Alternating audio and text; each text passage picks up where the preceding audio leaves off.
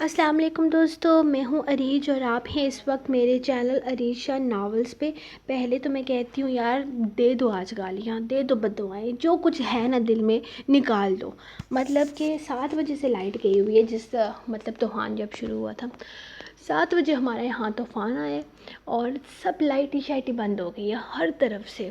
وہ تو اتنی مشکل سے میں نے اس موبائل پہ، میرا انٹرنیٹ کا تھوڑا مسئلہ ہے تو اس پہ وہ کی بورڈ کا مسئلہ ہے، تو یہ کی بورڈ کے ساتھ سلو ہو جاتا ہے فون یہ والا۔ تو دوسرے والے فون پر میں نے لکھی ہے ایپیسوڈ اور اس پر سینڈ کی ہے۔ اس کی تو میں کبھی بھی مطلب بیٹری کم نہیں ہونے دیتی، کیونکہ میری کوشش یہی ہوتی ہے کہ میرا ہمیشہ دوسرا فون میں بولنے لگا کہ کر لوں۔ دوسرا فون میرا 8% پہ غصے سے سرخ ہوا مجھے گھورے جا رہا ہے اور میں نے بڑی مشکل سے ایپیسوڈ مکمل کی ہے۔ تو یہ ہے کہ آج انہوں نے بولا کہ پتہ نہیں لائٹ آئے گی یا نہیں آئے گی، تو مجھے نہیں پتا کہ یہ والی ایپیسوڈ آپ لوگوں کے نصیب میں ہے بھی یا نہیں۔ مطلب یا تو صبح ملے گی یا جب لائٹ آئے، یا پھر دعا کریں کہ میں نے پاور پلگ کے ساتھ فون لگایا، کیونکہ اپلوڈنگ اسی فون سے ہونی ہے۔ اپلوڈنگ یہاں سے ہوگی لیکن دوسرے فون سے جب وائی فائی کنیکٹ ہوگا تب ہوگی۔ تو جب وائی فائی کنیکٹ ہوتا ہے آپ کو پتہ ہے نا لائٹ مطلب بیٹری کیسے بھاگتی ہے، تو بالکل وہ بھاگنے والا کام نہیں میں نے کرنے دینا۔ چلیں اب میں اس کو جلدی سے ریڈ کرتی ہوں تاکہ تھوڑا بہت چارج ہو جائے میرا وہ والا فون، تو میں اپلوڈ کر دوں ایپیسوڈ۔ تو مجھے نہیں پتا کہ اس کو اپلوڈ ہونے میں کتنا ٹائم لگے گا۔ بہت برا حال ہے ہمارے ادھر کا، مطلب کہ شام سے تقریباً ہمارے بارش شروع ہوئی ہے، 5 بجے سے ہلکی ہلکی بارش شروع ہوئی ہے، لیکن 7 بجے اچھا خاصا طوفان والا سسٹم شروع ہو گیا ہے۔ ہوائیں تیز چل رہی ہیں، یہ آندھی طوفان دھولیں اور پتہ نہیں کیا کیا۔ اس وقت سے لائٹ بند ہے اور اب تک لائٹ نہیں آئی ہمارے گھر کی۔ تو یہ تھی میری مجبوری، اور جس کو آپ بہت اچھے طریقے سے سمجھتے ہیں۔ تو انشاءاللہ اب ہم مجبوری کو ایک سائڈ پہ رکھتے ہوئے اپنا ناول ریڈ کرتے ہیں۔ میری آنکھوں میں لگ رہی ہے لائٹ، آنکھوں میں لائٹ لگ رہی ہے، اور یہ ہے بھی لائٹ بھی 0 پر ہی۔ چلو کوئی بات نہیں، سٹارٹ کرتے ہیں۔ 12 سے اوپر ہو گیا ہے ٹائم۔ Let's start. دستِ دارم قسط نمبر 126، تحریر عریشہ۔ در کیا کر رہی ہو؟ آرام سے بیٹھ جاؤ، سب کام ہو جائیں گے۔ لڑکیاں لگی تو ہیں، تمہیں کیا ضرورت ہے بار بار اٹھنے کی؟ آرام سے یہاں پر بیٹھ کر سب لڑکیوں کے کام دیکھو، وہ کر رہی ہیں نا، تم بار بار یوں اٹھ کر کیوں اپنے پیروں پر وزن ڈال رہی ہو؟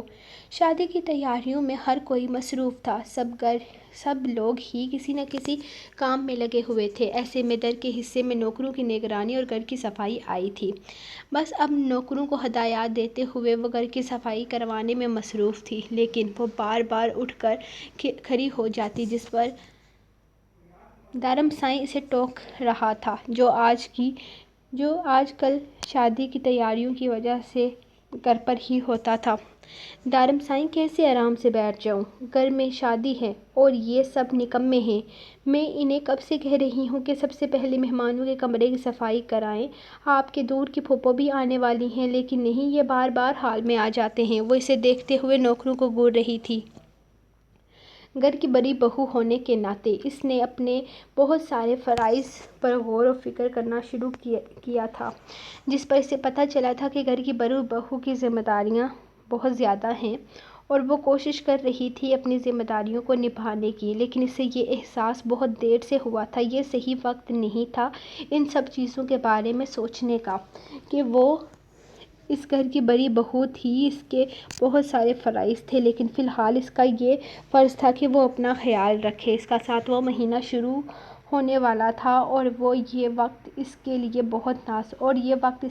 بہت نازک تھا، جس میں دارم اسے کسی بھی طرح کی کوئی ٹینشن نہیں لینے دینا چاہتا تھا اور نہ ہی اس پر ذہنی دباؤ ڈالنا چاہتا تھا۔ لیکن جب آگے پیچھے کے لوگ آ کر کہنا شروع کیا کہ گھر کی بڑی بہو بہت نازک سی دکھتی ہے، یہ ذمہ داریاں کیسے سنبھالتی ہوگی، تو نہ جانے کیوں در کو اپنی ذمہ داریوں کا احساس پہلے سے زیادہ ہونے لگا، اور اب وہ اماں سائیں سے پوچھ کر ایک ایک کام کو بہت زیادہ دھیان سے کر رہی تھی۔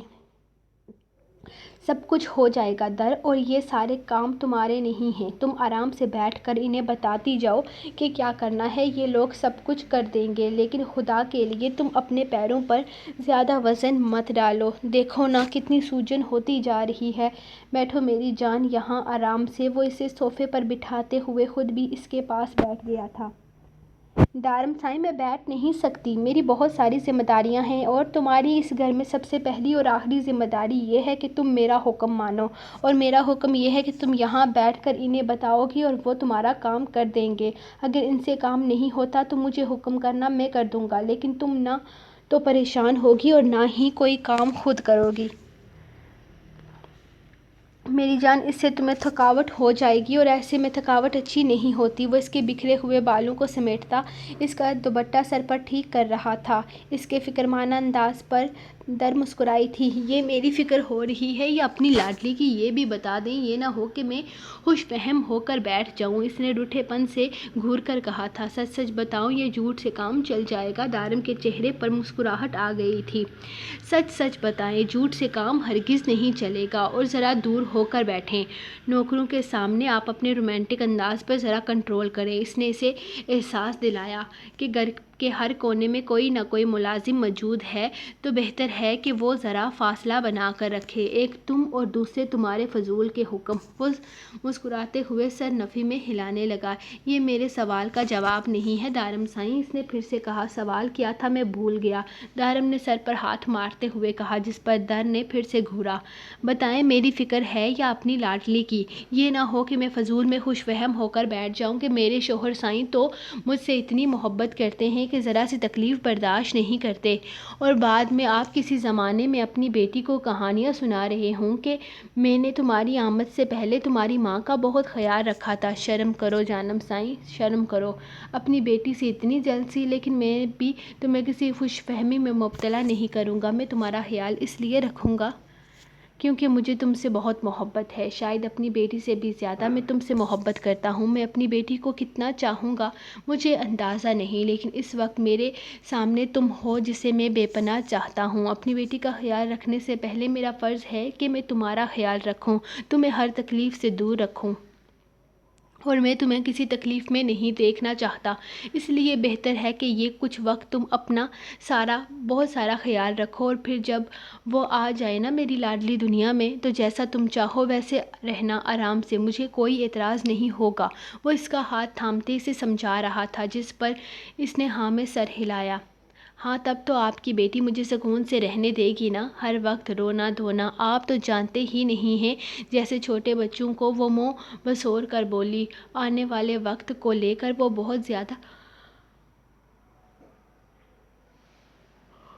وہ کافی زیادہ پریشان تھی۔ بار بار ایک ہی سوچ دماغ میں آتی کہ چھوٹے بچوں کو وہ کیسے سنبھال پائے گی۔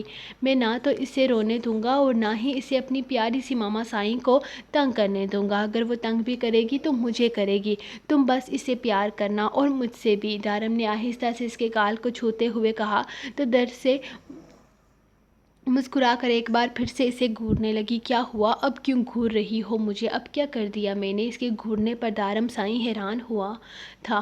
ایک تو آپ کو میری بات سمجھ میں نہیں آتی، میں نے کہا گھر میں نوکر ہیں، ذرا فاصلہ بنا کر رکھیں۔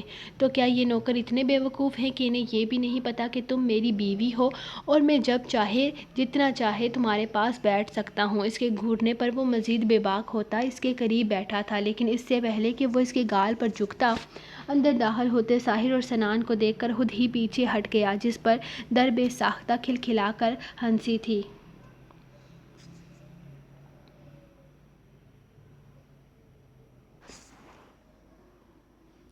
آج مائیوں کی رسم ادا کی جا رہی تھی، ہر کوئی باری باری ثنا کو ہلدی اپٹن لگا رہا تھا۔ پھوپھا سائیں اور عرب آ چکے تھے، ہر طرف رونق لگی ہوئی تھی۔ دولہا اور دلہن دونوں اسی گھر میں تھے۔ اس گھر میں جتنی بھی شادیاں ہوئی تھیں وہ ساری خوشیاں سمیٹ کر اسی گھر کے آنگن میں لائی تھی، اور وہ ایسا آگے بھی کرنا چاہتے تھے۔ پھوپھو سائیں نے تو عرب کے لیے بھی ثانیہ کا ہاتھ مانگنے کا سوچا تھا، جس پر انہوں نے زیادہ وقت نہیں لگایا تھا۔ بھائی کے آگے جب انہوں نے اس چیز کا ذکر کیا تو انہیں بھی کوئی اعتراض نہیں تھا۔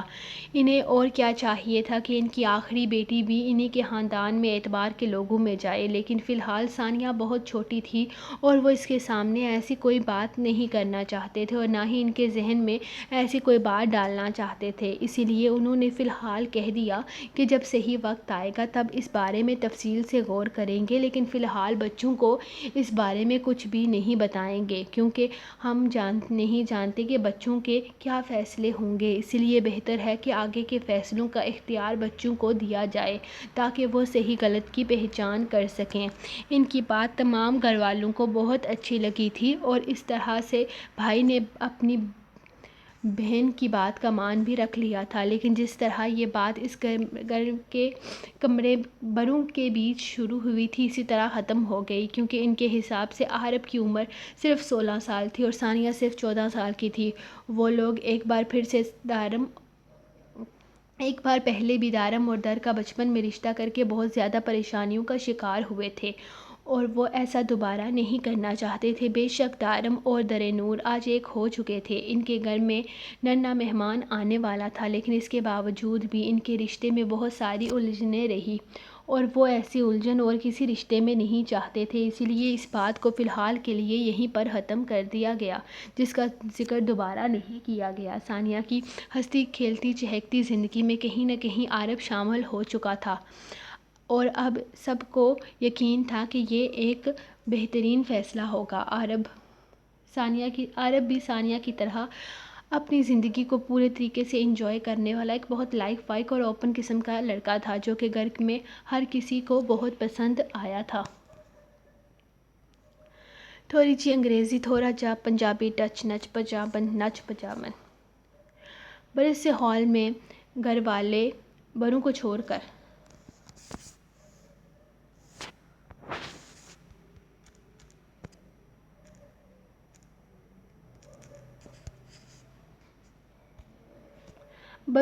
کر جمع تھے۔ وہ لوگ ثنا کو مایوں کی رسم کے بعد کمرے میں چھوڑ کر آ چکے تھے اور اس وقت سب لوگ عارش کو لے کر بیٹھے ہوئے تھے جہاں وہ بڑے مزے سے گانے لگائے ڈانس کرنے میں مصروف تھا۔ اس کو تو اپنی شادی کی بہت خوشی تھی، آخر منتوں مرادوں کے بعد یہ دن نصیب ہوا تھا۔ ثنا کو دیکھنے کی بے چینی تو دل میں وہ بہت بار ہوئی تھی، لیکن پھر خود پر ہی سوچ کر کنٹرول کر لیا کہ 4 دن کے بعد اس نے آنا تو اسی کے پاس ہے۔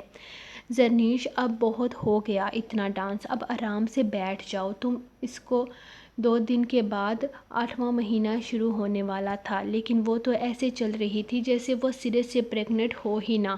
اپنی پریگننسی کو اس نے جتنا ایزی لیا تھا شاید ہی کسی اور نے لیا ہوگا۔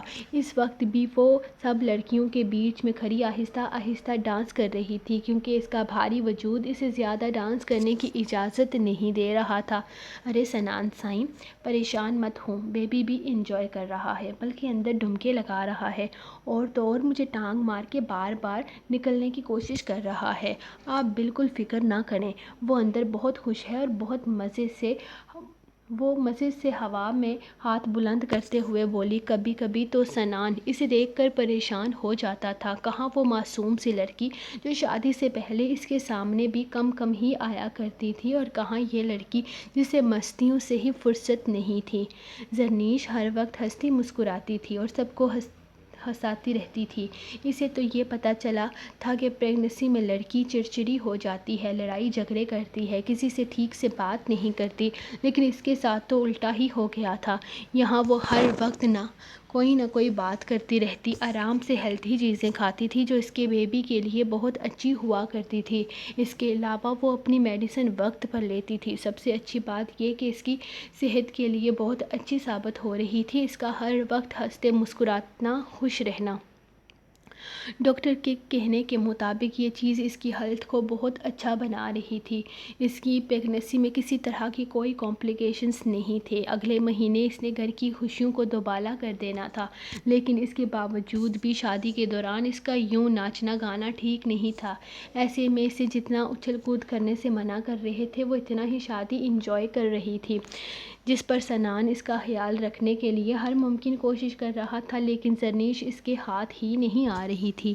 یہ سچ تھا کہ یہ چلبلی سی لڑکی ہر وقت ہنستی مسکراتی ہی اچھی لگتی تھی، لیکن وہ شادی سے پہلے والی اس لڑکی کو بھی مس کرتا تھا جو اسے دیکھتے ہی گھبرا کر بھاگ جایا کرتی تھی، اور وہ جانتا تھا یہ سب کچھ صرف اور صرف اسی کے ساتھ اور اس کے دیے اعتبار کی وجہ سے ہوا ہے۔ اس نے اسے اپنا اعتبار دیا تھا، جس کے بعد وہ سنان کو لے کر بالکل بے فکر ہو چکی تھی۔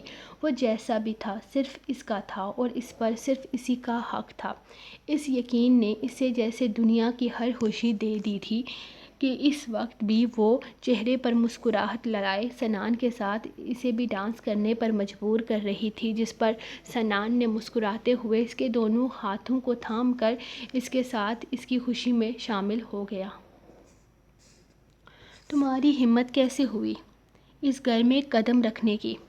نکل جاؤ یہاں سے، کوئی حق نہیں ہے تمہارا یہاں پر، دفع ہو جاؤ، کوئی نہیں ہے تمہارا یہاں۔ وہ گھراتے ہوئے دروازے کے قریب آئے تھے۔ مسکان کو اپنے دروازے پر کھڑا دیکھ ان کا غصے سے برا حال ہو رہا تھا۔ ان کا بس نہیں چل رہا تھا کہ وہ اس لڑکی کو جان سے مار ڈالیں جو ان کی عزت کو روند کر چلی گئی تھی۔ بابا جان، میری بات تو سن لیں، میں آپ سے ملنے کے لیے آئی ہوں، بس ایک بار مجھے بیٹی کہہ کر اپنے سینے سے لگا لیں، بس ایک بار میری طرف دیکھ کر۔ ان کا غصہ اور نفرت دیکھ کر مسکان وہیں زمین پر بیٹھی روتی چلی جا رہی تھی، جبکہ بابا کا غصے سے برا حال ہو رہا تھا۔ نہیں ہو تم میری بیٹی، دفع ہو جاؤ یہاں سے، اس سے پہلے کہ میں تمہیں دھکے مار کر یہاں سے نکالوں۔ چلی جاؤ اسی کے پاس جس کے ساتھ تم یہاں سے بھاگ کر نکاح کیا تھا تم نے۔ وہ اب بھی اسی طرح چہرہ پھیرے ہوئے بولے تھے۔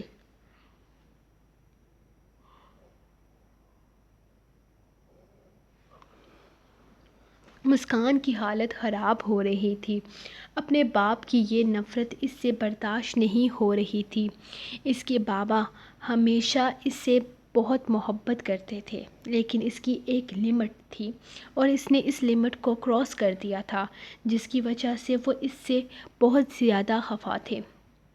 چچا جان، ایک بار اس کی بات تو سن لیں۔ میں جانتا ہوں آپ اس سے بہت زیادہ ناراض ہیں، لیکن وہ واپس آ گئی ہے، آپ سے معافی مانگ رہی ہے، تو معاف کر دیں۔ بیٹی ہے، آپ ایک بار دیکھیں تو صحیح کیا حالت ہو گئی ہے اس کی۔ معاف کر دیں چچا جان، ایسی بری یادوں کو بھلا کر آگے بڑھنا یہی زندگی ہے، اور جب مجھے اس سے کوئی گلہ نہیں تو آپ بھی اپنا دل بڑا کر لیں۔ ثقلین یار خان نے اس کے کندھے پہ ہاتھ رکھتے اسے کھڑا کیا تھا۔ ثقلین یار خان، یہ تم کہہ رہے ہو؟ کیا تم بھول گئے ہو کہ اس لڑکی نے کس طرح تمہارے منہ پر کالک تھوپی ہے، کس طرح تمہیں زمانے میں بدنام کیا ہے؟ شادی کے دن، نکاح کے دن یہ گھر سے بھاگ گئی، اور تم کہتے ہو کہ میں اسے معاف کر دوں؟ کیوں اتنے بے غیرت ہو گئے ہو تم، کہ تمہیں یہ بھی احساس نہیں کہ یہ صرف تمہارے ساتھ نہیں بلکہ پورے خاندان کی عزت کے ساتھ ہوا ہے؟ وہ اسے شرم دلانے والے انداز میں بولے۔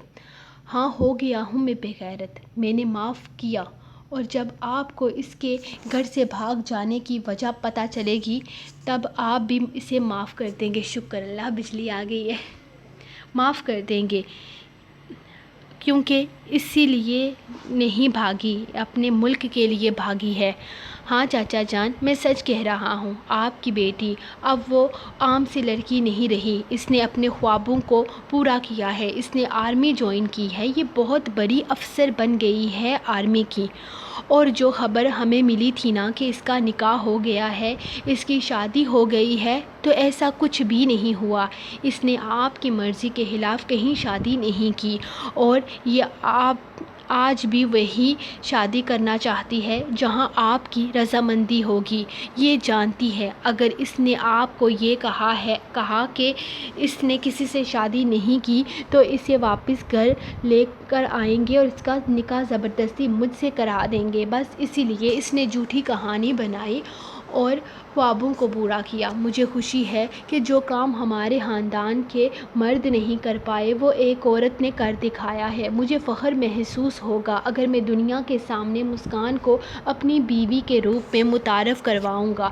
میں سر اٹھا کر کہوں گا کہ میری بیوی کوئی عام لڑکی نہیں بلکہ آرمی میں ایک قابل افسر ہے۔ وہ اس کے سامنے کھڑا اس کا دفاع کر رہا تھا، اس کے باپ کے سامنے کھڑا اس کے لیے لڑ رہا تھا۔ آج پہلی بار مسکان کو اس شخص کی محبت کا شدت سے احساس ہوا تھا۔ اس شخص کی محبت کی بہت ناقدری کی تھی اس نے، لیکن اب اس نے سوچ لیا تھا کہ وہ دوبارہ ایسی غلطی کبھی نہیں کرے گی، وہ اس کی محبت کو کبھی بے مول نہیں ہونے دے گی۔ سو گائز، یہ رہی آپ لوگوں کی ایپیسوڈ نمبر 126۔ اگلی 4 ایپیسوڈ میں انشاءاللہ ناول اپنے اختتام کو چلا جائے گا۔ تو آپ کو ایپیسوڈ کیسی لگی؟ یقیناً اچھی لگی ہوگی۔ ناول اینڈ کی طرف جا رہا ہے۔ آپ لوگوں کا پازیٹیو ریویو مجھے بہت اچھا لگتا ہے، انکریج کرتا ہے اور لکھنے کے لیے۔ اور انشاءاللہ آپ لوگوں نے جو کیا ہے فیس بک کے بیچارے ریڈرز کے ساتھ، وہ نیکسٹ ناول میں آپ لوگ ہرگز نہیں کر پائیں گے، کیونکہ یوٹیوب کی آڈینس کے کچھ ایسے لوگ جن کو میں پہلے جانتی بھی نہیں تھی مجھے یوٹیوب پر ملے ہیں۔ بلکہ اگر میں یہ کہوں کہ یوٹیوب کے تقریباً مجھے آدھی سے زیادہ بلکہ بہت زیادہ عوام ملی ہے جو کہ ایسی ہے کہ اس کو میں 33% عوام ایسی ہے جس کو میں پہلے نہیں جانتی تھی، اور یہ یوٹیوب کے لوگ ہیں۔ اور مجھے بہت خوشی ہوئی کہ یوٹیوب کے اپنے بھی لوگ بہت سارے آ گئے ہیں میرے پاس۔ تو اب آپ کے لیے میں اسپیشل ناول لکھوں گی جو کہ جلد ہی شروع ہوگا۔ تو اب میں چلتی ہوں کیونکہ آلریڈی بہت زیادہ ٹائم ہو چکا ہے۔ تو ہم نیکسٹ ناول میں ملتے ہیں آپ کو، تب تک کے لیے اجازت۔